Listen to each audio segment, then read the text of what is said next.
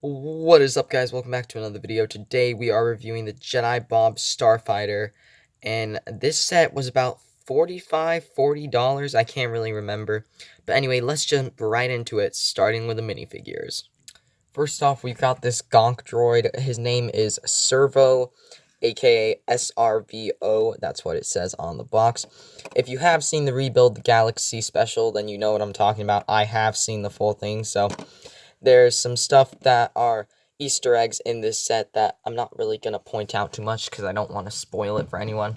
But this guy looks pretty cool. The color scheme is very, very nice. They used a vending machine piece or something there for for his face, and he's got that green light for an eye.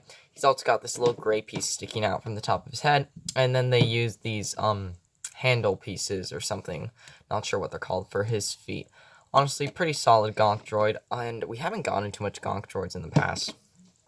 I know we've gotten Gonky in like one of the Bad Batch sets, and then we have seen like a Snowman Gonk droid in an Advent calendar, but I haven't really seen too much in Lego sets, so it's pretty cool to see this one included, and he's pretty nice. It's nothing to be too excited about, but it's a solid minifigure.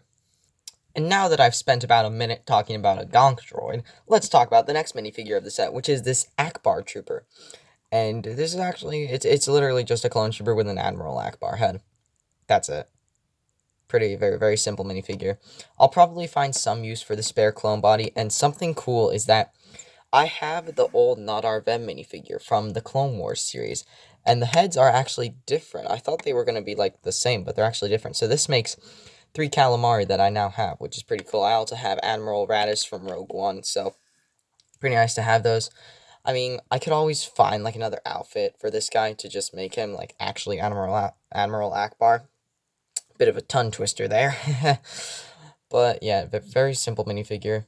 Looks kind of goofy. I probably won't use him in his actual form for anything. I'll just probably take him apart, find a use for the clone body, and then find a use for the head as well.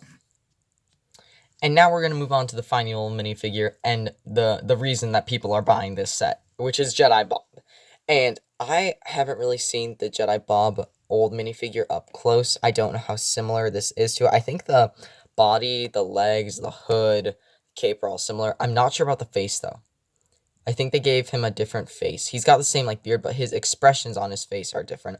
He has the new frosted lightsaber with a metallic hilt. Very, very nice. Honestly, a really solid minifigure. It's really cool to see that they did a remake of him. He's also got no printing on the back. But then again, he is a remake of a really old minifigure, so they didn't do that back in the day, so it is excusable. This is the one time where it's excusable. And honestly, a really, really great minifigure just to have. And he played a pretty big part in the Rebuild the Galaxy show as well.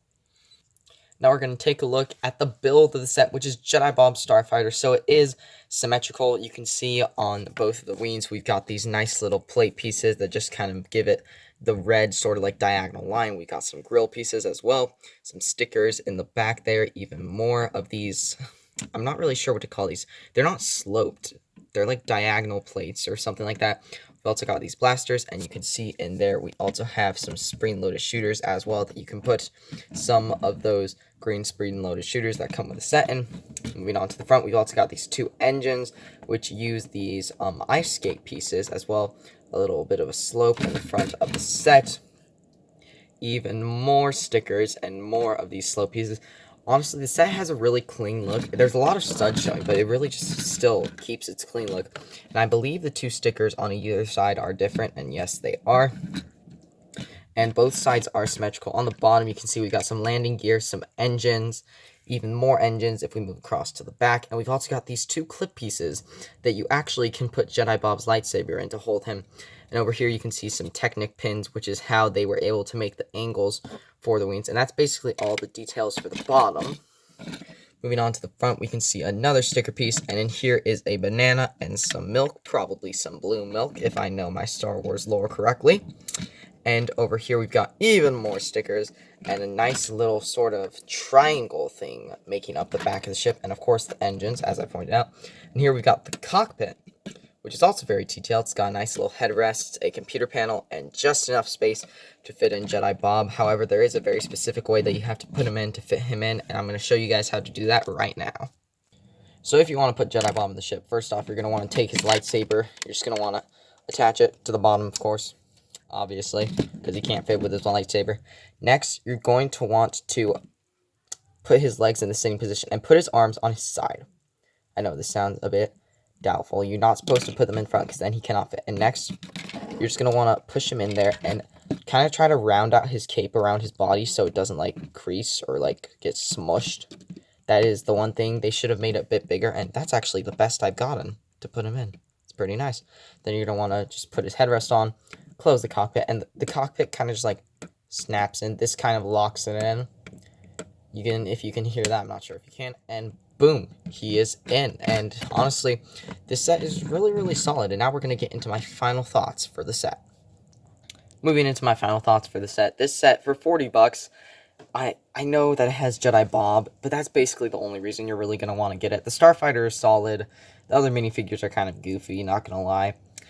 But, like, yeah, really the only reason you're going to want this is for Jedi Bob. And at 40 bucks, I think it's just kind of overpriced. It may be like 30 or something. I'm not sure. It's like either between 30 and 45, but I feel like that's just a tad bit too much. I feel like 25 or 30 would have been, well, maybe not 25, like, because the Starfighter is much too big to be a $25 set. And then again, they did include extra minifigures as well. But still, though, I feel like if I had, like, wanted to go and get this set for myself, I would have done it by now. It was by pure chance that I was even able to get this set at all. Honestly, I mean, if you want Jedi Bob, yeah, sure, go ahead, pick it up. But if you're not really that too interested in Jedi Bob, then don't spend your money on this. There's so much better sets that you could get instead of this. And that is going to wrap it up for the video, guys. Make sure to like and subscribe, and I will see you all next time.